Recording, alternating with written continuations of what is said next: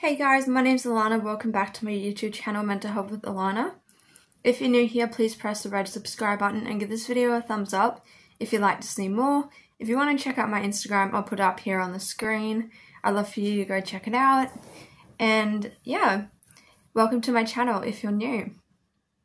So for this video, I'm just going to be doing a bit of a vent video about my ED.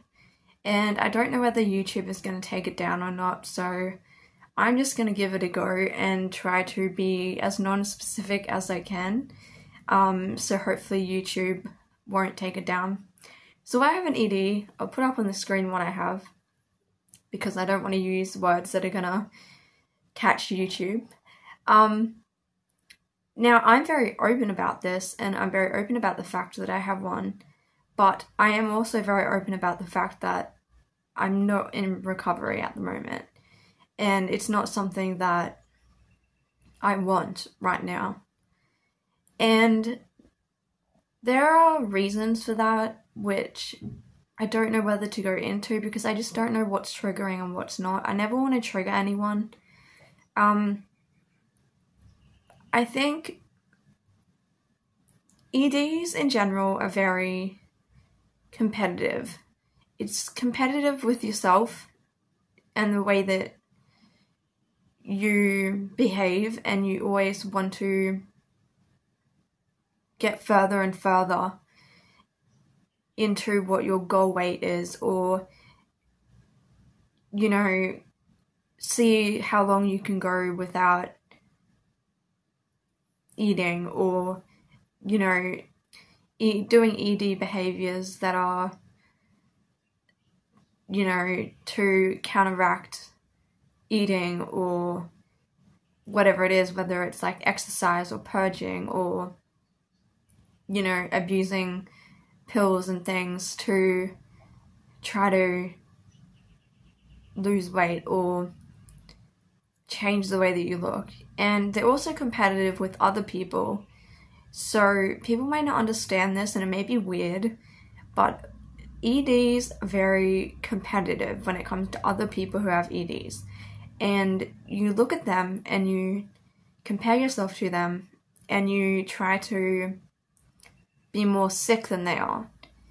And I'm just going to be so open on this video because I'm just telling you the truth of what I experienced and what plenty of other people would have experienced who's been through this. And the thing is with EDs is that I know this in my head, that I'm never going to be happy no matter what weight I get to, no matter what goal I get to. But it's like I can't stop. It's like I can't stop. I've dug the hole so deep that I feel so stuck in it and entrenched in it. And I've been struggling with this since I was about 13. So that's a very long time to be dealing with a disorder. And I was in denial for years. I did not think I had a problem. I didn't think anything I was doing was wrong. I thought it was normal. I thought other people did it. I had no education on EDs. I didn't have any education on mental health. I didn't have any support. And ultimately, it was only until a few years ago that I realized that I actually had a problem. But it wasn't enough to make me change. And I have a lot of triggers that trigger me off, which I'm not going to list on here. But, you know, there's foods that trigger me. There's things I see online that trigger me. There's certain movies that trigger me. There's certain conversations that people will have about EDs in hospital setting that I've been in that is triggering. And it's very hard when you feel like you're constantly on the lookout for triggers all the time. And something that I have been doing is that when I do decide to eat something, I do go and sit usually out in the living room with my mum or my sister for about half an hour, just so they can keep an eye on me. So I don't engage in certain behaviors, so that with my distress, because I get very, very, very distressed at the thought of eating, while eating, after eating. It's a whole thing. And, you know, At this point, I am really, really struggling.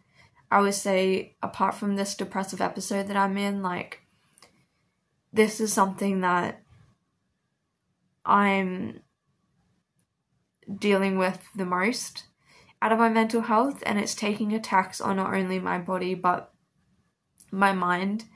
And I just want to talk about, too, some side effects and some things that can happen when you have an ED. And obviously I'm not coming from a place of recovery, but I do recognize that these things happen because they've happened to me. But there's things like you can lose your period, you can have irregular periods, you can get osteoporosis because your bones don't have enough calcium. You can be low and deficient in a lot of minerals and vitamins, you can get iron deficiencies, you can get heart arrhythmias, you can get heart palpitations, you can get either tachycardia, where your heart rate is really, really high, or you can get where the opposite, I can't remember what it's called, where your heart rate drops below, I think it's 50, and you can get, the main thing that I've noticed with me, apart from the heart issues, is that my hair has been brittle. Like, this is the worst it's ever been. In all these years that I've had an ED, this is the worst it's been. My hair is extremely brittle, it's dry, it's snapping off, it's not growing. Like, I had my hair colored 2 months ago and it's literally grown not even like an inch. I'm actually getting permanent hair extensions put in next year in April for my birthday, because I'm just so upset that my hair is just not growing, and it's just, you know, my hair has always been so important to me and something that has really been a part of my identity and made me feel really feminine, and not having my hair look the way I want it to look or feel the way it does, and like losing hair and having hair snap off, like, it's upsetting. Like, it's not nice, you know. You can also get really bad like fatigue, and I already have chronic fatigue syndrome, so that makes it worse. There's so many things, honestly, that happens, you know, like your organs can't work properly, your brain isn't working properly because of starvation, and it's, even though all these things are happening, it's still not enough for me to want to be in recovery. And I know people on here may be like, well, why wouldn't you want to recover? Like, that sounds horrible. And it is, it's horrible, it's miserable living with it. But it's not just that easy, and there's reasons behind why I'm engaging in these things. It doesn't just come out of nowhere, there's always reasons, and I'm not going to go into the reasons, because I don't want to trigger anyone, but things like traumas, things like bullying, things like poor self-esteem, emotional control problems, like not being able to regulate your emotions, all of these things are extremely, like, make you at an extremely higher rate to develop one. And there are a lot of factors, even genetic factors, that can go into play. You know, I know some people, their families have a you know, like a lot of people in their family who've got one, and that can then be passed on to the child. Growing up in a household where there's really negative talk around your body image and about your body itself and about food, and like another thing with EDs is like there's like good food and bad food, and like you have like a list of foods that you will eat and a list of foods you won't eat, and you get so focused and fixated on numbers and on routines and exercise routines and things and behaviors, and if you don't do that behavior a certain amount of times a day, or if you don't do this enough, then you're worthless, you're pathetic, you're fat, you're not good enough, you failed at your ED. You know, it's a whole thing, and I know for people who don't struggle with this will sound very foreign and very unusual, but that's the realities of living with this, and I've just been really struggling, to be honest, and I'm trying to avoid being put in hospital.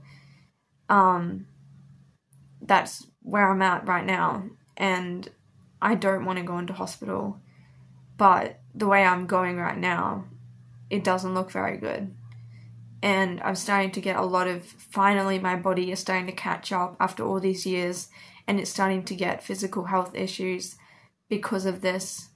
And I avoid seeing medical professionals, which I do not advise, by the way. I'm saying not to do this. I avoid seeing them because I'm worried that they're going to try to put me in hospital, or I'm worried they're going to try to intervene, or they're going to try to do something and they're going to go against what I want to do. And it's difficult. It's so hard. So hopefully YouTube won't take this down. If it does, I'll just make another video on something else. But yeah, I just wanted to show the realities of what it's like without going into details. If you want to know more, you can just Google and have a look online and educate yourself like that, or even go, Katie Morton, a licensed therapist online on YouTube, has really, really great videos that explain it all in a really great way. So yeah, if you want to check her out, then do that. But yeah, thank you guys for watching, and this video was just for me to vent and just for me to explain what's kind of been going on with me. And yeah, I hope you guys will come back and watch my other videos and subscribe and like, and I will see you in my next video.